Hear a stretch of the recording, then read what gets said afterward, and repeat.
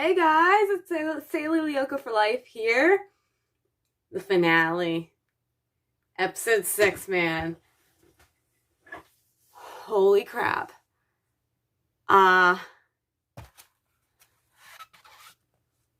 got a whole page of notes to get through. So, buckle in. But really it's just recapping most of it. Huge spoiler warnings. Huge. Do not watch this if you do not want to be spoiled.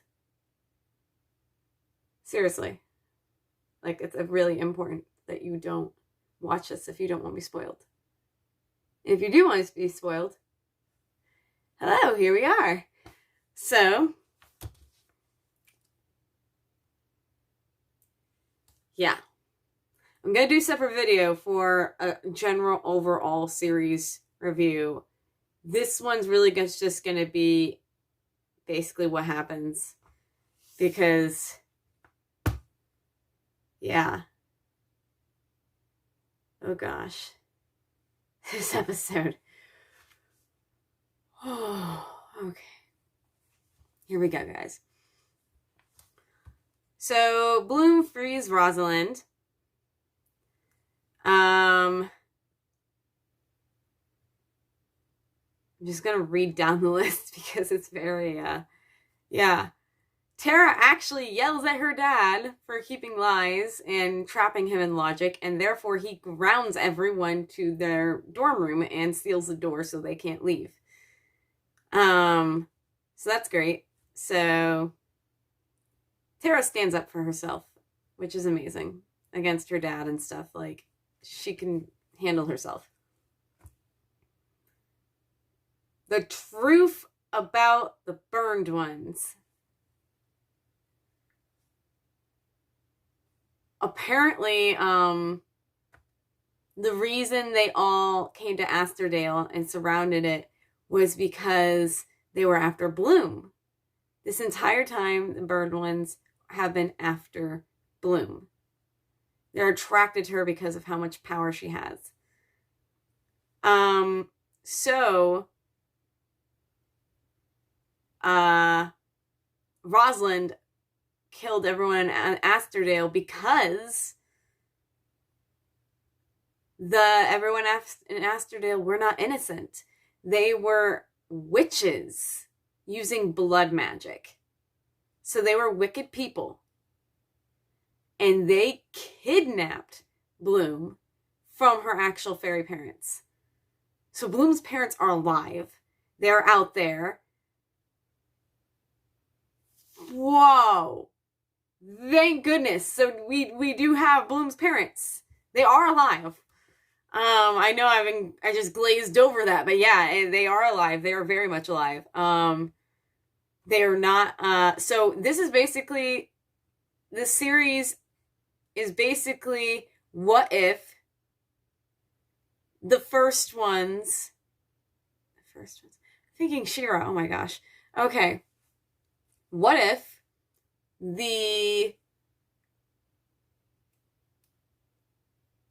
the beginning of the series, the ancestral witches actually succeeded in kidnapping Bloom?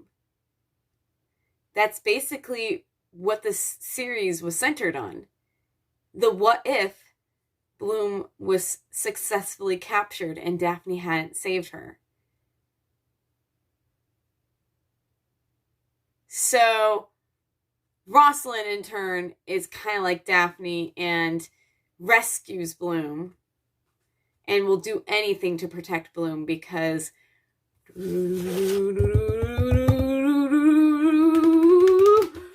she has the dragon's flame. We get the dragon's flame. So extremely excited about that. Yeah, so we get the dragon's flame.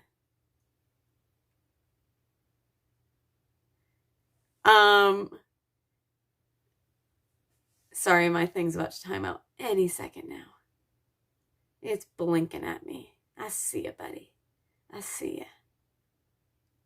So I do wonder if they if they do plan to even mention Lord Darkar or the ancestral witches or Valtor. Now, Valtor would be a really good one to bring in because he was like the best villain of the entire Winx series. To be honest, Valtor was the best villain. At least he was my favorite villain. Though Darkar was a pretty close second, but Valtor just had so much more finesse to him, you know? He was more enjoyable. There's so much more to him than just hurting people and stuff.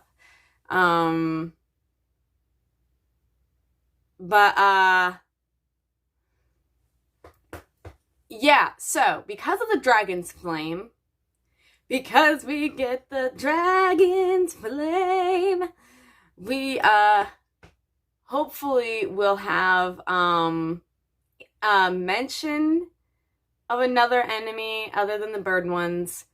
Though honestly, Rosalind kind of seems like an enemy within. Like the one controlling or making the burned ones, which could be Lord Darkar. They might give him a cooler name, but like it could be him. That would make totally sense for the Phoenix King. So that would make sense.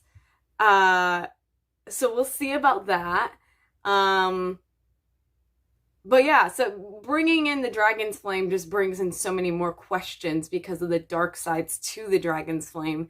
The natural darkness opposing it, which would be Lord Darkar, and then the actual darkness of the flame, which is the other half to the actual flame, which is Valtor. So it'll be interesting to see what we get with that. I'm very interested to see where they take that. But we finally get the Dragon's Flame, so that's awesome. Bloom's parents are alive. That's great. So we're having some relativities to the original show, big portions of it. No mentions of Bloom being a lost princess, though, so maybe that's just something they'll add later, or they might not do it at all. We'll see. But yeah, we do at least have her dealing with all of that. Anyways, moving on to the next portion. Where am I in my notes? There is, well, the burned ones are after Bloom. I think I mentioned that already. Because of her power, and they're scared of her power, so they want to kill her. And then there's a burned one in the school, guys. Oh, there is a burned one in the school. Holy crap. And guess what Tara's dad did? Sealed all of them in their dorm room. Yeah.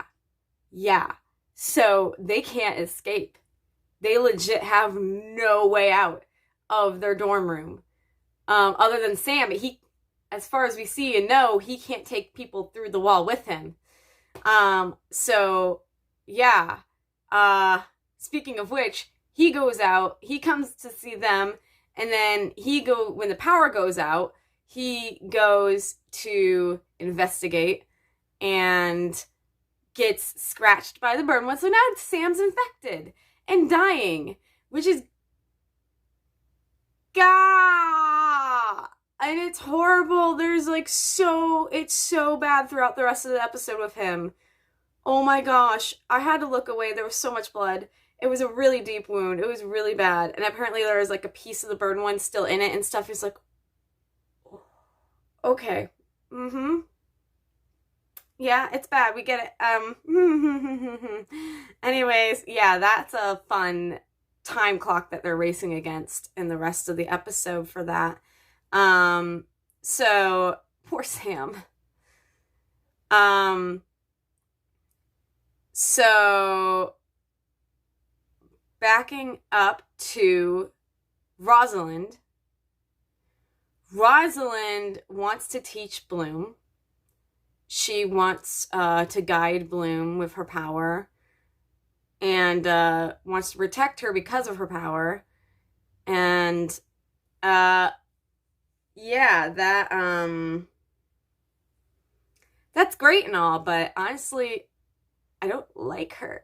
I don't like Rosalind. Rosalind is not a great, she's very power concerned and very harsh. And, yeah, the, Farragonda's a lot better, to be honest. Despite her secrets and stuff, like, she is a lot preferable. To me, I mean, I would prefer Farragonda over Rosalind. But yeah,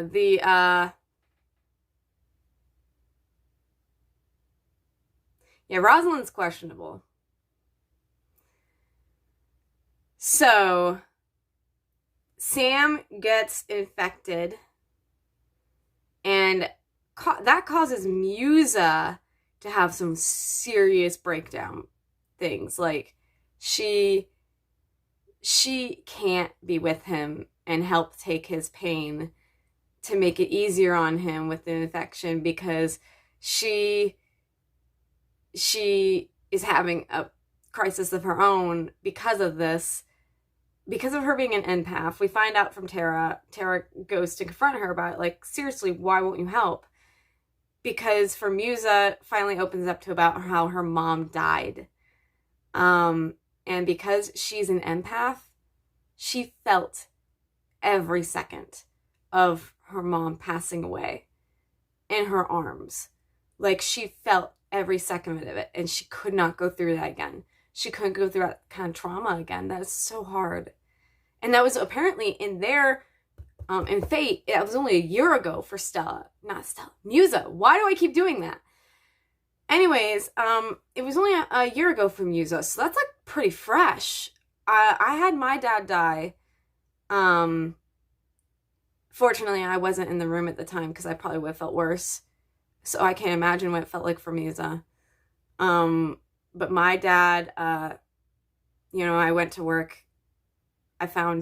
And we were watching TV in the morning together. I went to work. I came home between jobs. I went to go to the bathroom real quick. And for me, I opened the door and I found his body in the bathroom. And he was already dead. So that was really hard.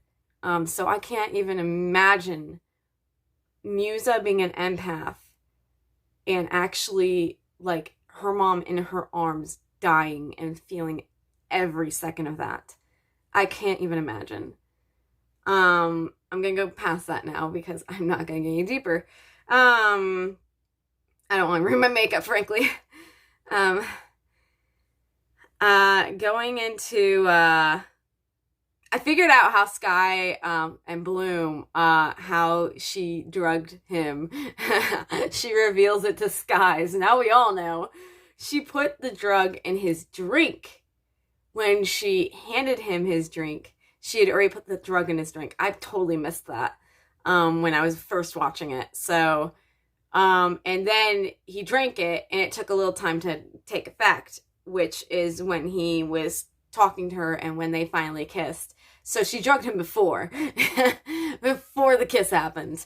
And they talk about it, and she answers him saying that she really does care and that she does feel that way and everything. And then they kiss again. Ooh, more Sky and Bloom. More Sky Bloom. So yeah, so they kiss again, so that's great. Farragonda has a little war speech and all that. That's great.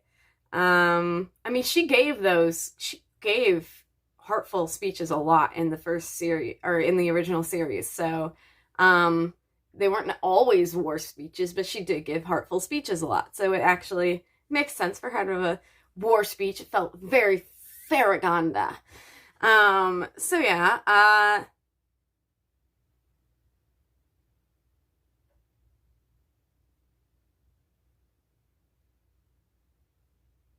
Dane apparently is the one who took Beatrix from the tunnel where they used her to spring the trap. Dane found her and took her to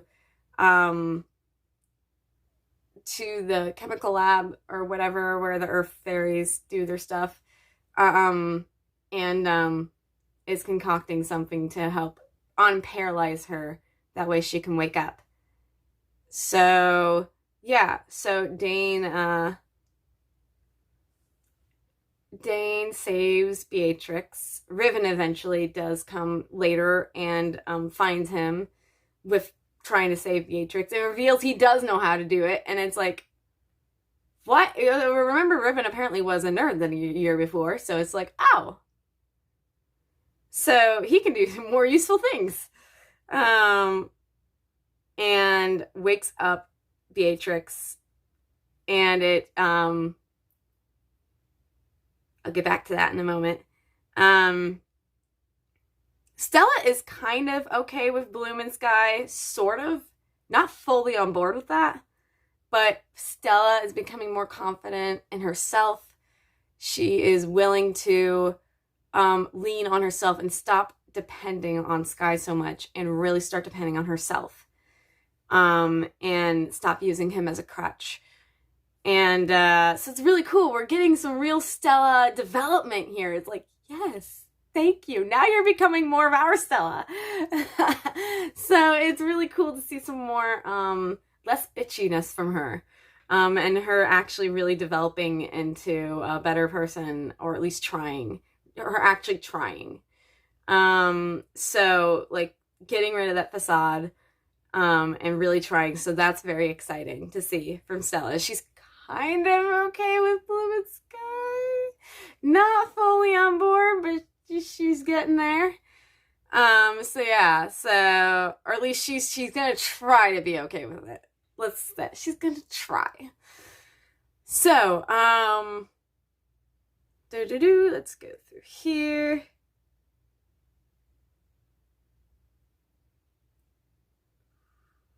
Bloom is getting more confident in being a leader. She is definitely showing traits of the original Bloom. Well, she has been this entire series, really. Bloom is irrational, impulsive. She's always been that way. Maybe dialed down a little bit more in the original series, but really those are very irrational and impulsive. She always has been. And like to see her now really taking charge and becoming more of a leader, and being more confident. Like she's telling her, okay, I've got the plan. I've got a plan. Follow me. This is what we're gonna do. So like really starting to develop those leadership skills and becoming kind of the leader of the Winx Club, which they still haven't mentioned him being a Winx Club. They haven't even mentioned that title yet, so it's like, oh, that's fun. When is that gonna come into the series? Maybe in the end. Maybe that's what they're gonna do. Wait till the end to dub it. But yeah, they haven't even mentioned it yet. So Bloom is going to lead. She knows that the burned ones are coming in because they're after her. All of them are after her. They're not even after the other students. So she's leading them away from the school, trusting that they're going to follow her. So they're trying to get away, but also making sure they're following, to not hurt anyone else. And she's going to take them all on her own, that she can do. Even Rosalind said she can do it. But Rosalind's not in charge of this plan, only Bloom. But yeah, also because she knows they're after her and she feels bad because freeing Rosalind needed to recharge. Therefore, she went to the stone circle to draw in energy, which is actually the energy that's the lights in the school, the electricity in the school, the barrier protecting the school, keeping the burned ones out, which is why they're getting in, because Rosalind's drawing that power. She's letting down the barrier on purpose. She's making it fail on purpose to test Bloom. All to test Bloom. Just to test her power. This lady's kind of crazy. I can see why Silver and Varagana and them were very scared to let her ever escape. So yeah, we also find out Silver and Sky's dad, and he said Sky's dad had died in a battle. Silver had killed Sky's dad. So, Silver killed Sky's dad in order to try to stop Farragonda and Rosalind from releasing their magic on Asterdale and killing everyone, because Silver knew they were innocent, or at least he thought they were. He didn't know.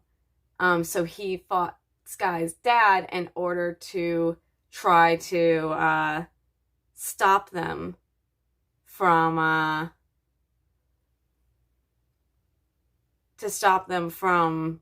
letting it happen, and it happened anyways. But he didn't even know that they were bad people, so really that was for nothing. Like, he betrayed his best friend for nothing. And like killed him for nothing. And this is heart-wrenching. That really is. Dang. We thought it was sad before.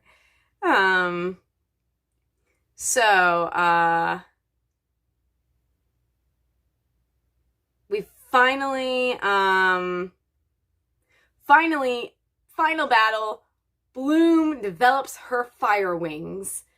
Yes. So we get a transformation, and first one they've seen in forever. And so we finally get a transformation from Bloom. She defeats all the burn ones, and actually, because of her fire's, the dragon's flame, she's able to revert them back to their human selves. Though she still ended up having to kill them, but at least what's left isn't burned ones, it's actually regular humans, or at least humans. Or, you know, the people who they were before they turned into burned ones and got infected. So, so Farragonda gives them a proper burial. And Bloom and Farragonda forgive each other. They were both keeping secrets, and they were both not on the same page and stuff, and they are willing to forgive each other for everything. And Bloom even tentatively asks for a hug. And so they do forgive each other, which is something that was really needed.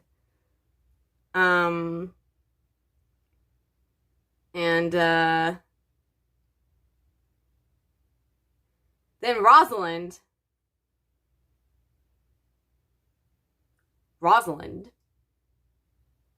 confronts Farragonda. And Farragonda refuses to step down from being headmistress. Rosalind wants to be the headmistress again. And she snaps her neck. So Farragonda's now dead. Yeah. Rosalind kills Farragonda for not stepping down and not letting her take over the school. So yeah, that was very hard to swallow. Or at least not to swallow, but like just coming to terms of the fact that Farragonda's dead after all this time. And they literally just killed her. The writers did. Well, Rosalind did, but the writers did. And I'm like, at least her and Bloom got to reconcile beforehand, but still. Oh my gosh. Wow. Anyways, that happened. Rosalind's bad news. She just is. So Rosalind is reinstated by the Queen because the Queen wasn't happy with Farragonda anyways, so she's totally okay with that. I don't know if the Queen knows that she killed her, but, we'll see. But Rosalind reinstates, or no, Queen Luna reinstates Rosalind. And here's a huge kicker. Beatrix, or Rosalind, the queen is having Silver arrested for the attempted murder of Andros, which is Sky's father. Attempted. And we are revealed that Andros is alive. He comes there. He's had to stay in hiding this whole time. But he's still there. And he's been alive this entire time. He didn't actually die. Rosalind didn't let him die. And he just went into hiding because someone had to raise Beatrix. Whoa. Okay, so Beatrix was raised by Sky's father. Inherently, not by blood, but therefore making her Sky's non-biological sister. Adopted sister, basically. Whoa. Holy crap. And she's known this whole time. Think about that. Beatrix is known. Never hinted at all that she was Sky's adoptive sister. So the man that raised her is Sky's father, Andros. And so Silver's getting arrested and taken away for trying to kill Andros. So now Silver and Farragon are out of the way. So only leaving Tara's dad left. Oh no. Yeah, so Beatrice, Dane, and Riven are all teamed up with Rosalind now. So, great. Yeah, they're on that side. Oh my.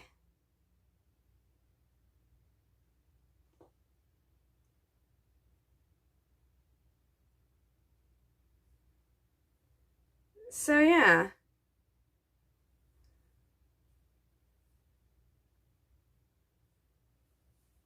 I don't know what this last note down here is.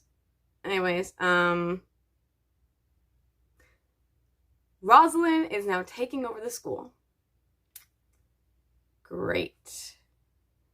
So now we go from people who we weren't sure we could trust to someone we cannot trust. Oh boy. Power-hungry people are taking over the school. Not sure how I feel about that. Going in next season, we're going to see. So, the girls and Bloom go home to Bloom's home. The girls come with Bloom to help her tell her parents that, which is,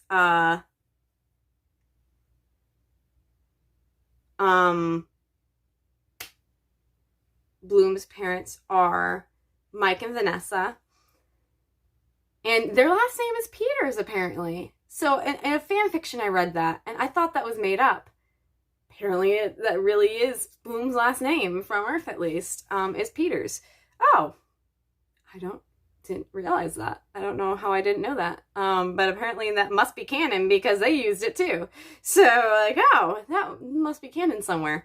I never heard it in the show, not once. So, totally had to be something that information given out some other way because it was never in the show. At least none of the versions I'd seen. So, Bloom and her friends all go to Earth for a weekend, and she tells her parents the truth, that she's not really their daughter, that their daughter died. So, and that they're not her real parents. So, they had to, grieve because they lost their actual birth daughter and never knew that Bloom was kind of adopted. In the real show, she is straight up adopted, but, that's But at least they did put that so they know, her parents know she's not really theirs. But they did raise her. So she's still their daughter in that regard. And also they get to see her having fun with her friends and actually smiling and having friends for the first time and everything. So that's really great. The show really didn't put much into it, but Bloom was a loner. Even in the original series, Bloom didn't really have other friends, really. A previous boyfriend, but that was about it. Really didn't have other friends. So really that was a good thing to see. With Bloom actually having real friends now and stuff.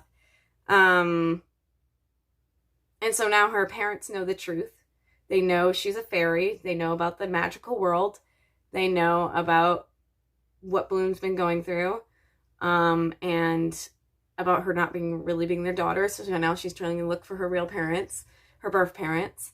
So they're informed now. So they are in on the secret. So there is no secret from them anymore. And they know what Althea is and why Bloom needs to go there. I don't think they know because the girls didn't know yet until they got back from that trip that Rosalind has taken over. And actually them coming back and those, like Bloom in that dress and everything, and the red dress, and them walking back through the gates is the ending clip of the season. So the trailer with that clip, that was actually from the end of the season, not the beginning. So that actually makes a lot more sense, because now they really are a group. So yeah, I think I've covered everything. I believe I have. I'm looking over these notes and I'm seeing that I've gone over everything. So there we go, episode 6. My thoughts and feelings. This is bad news. All these adults are bad news. Tara's dad is the only person I can really trust at this point. And I honestly hope Farragonda isn't actually dead. I really do. That hurts me. That hurts me a lot. I know I threw shade on her the entire series, but like, she was being shady, but like, she doesn't deserve that. She really didn't. She does actually care. And I really hope she isn't actually dead, to be honest. I really do. But yeah, so now we're going into the next season, which it's rumored there is a second season coming out, which I'm excited about. So can't wait for that. But yeah, that's the end of episode 6, season 1, finale. Everything is changing. Transformations are possible. Bloom's the first one in a long time to ever do it. Under, Rosalind's guidance, which is, questionable, very questionable. So, yeah, that was, Dragon's Flame. Sky's dad is still alive. Bloom's parents now know. We assumingly lost Farragonda, and Silver at this point because he's getting arrested. And now the power-hungry people are, or at least the people we don't quite trust at all yet, are in charge. So yeah, well, we'll see what happens going in the next season, so, but yeah, that's episode 6. There we go, season 1 finale, guys. Oh my gosh. But yeah, yeah, there we go. I hope you guys have enjoyed this series. I figured out that apparently the British people, or not British people, United Kingdom considering that's where this is made and where this has launched, has been much more supportive of it than America seems to have been. In regards to all the people I see reviewing it with really bad negative reviews I'm noticing a lot of Americans. I'm American. I live here. So, yeah, I do apologize for anything. If you are one of the people who actually are much more open-minded to this and not bashing it, like I've seen so much of, then, which also I think the only reason I'm seeing so much of the bashing is because of my location. I'm in America, so therefore I'm getting mostly those videos on YouTube recommended to me, and I actually went out and looked. There are actual videos over on the side that are, if you look there for like interviews and stuff with the girls and how many people have watched them and how many people support it and can't wait for the next season, and it's mostly UK people. So UK people, you rock. So you really do, because you're being supportive and open-minded and awesome. And us American fans, you guys gotta get it together, because this this series is awesome and I enjoy it a lot, and I would like to see more people enjoying it, and more positive feedback and actual good reviews. So I am gonna make a separate video for the overall review of the series, and overall differences and comparisons. So I will see you guys in that video. This is Sailor Loco for Life, signing off. See you later, guys.